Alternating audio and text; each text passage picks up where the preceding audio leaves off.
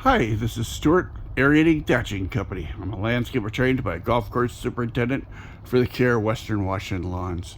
Today is September 21st. I am in Lynnwood, Washington. And this is the front lawn that I have just aerated, seeded, fertilized, and put on a 50-pound bag of soil amendment on here.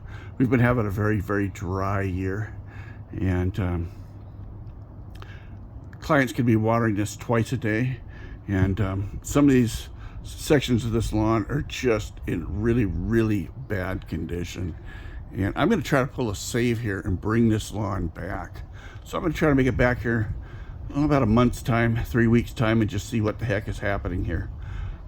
I aerated, seeded, fertilized. I used an organic fertilizer, my 545 organic fertilizer, and a 50-pound bag of soil amendment.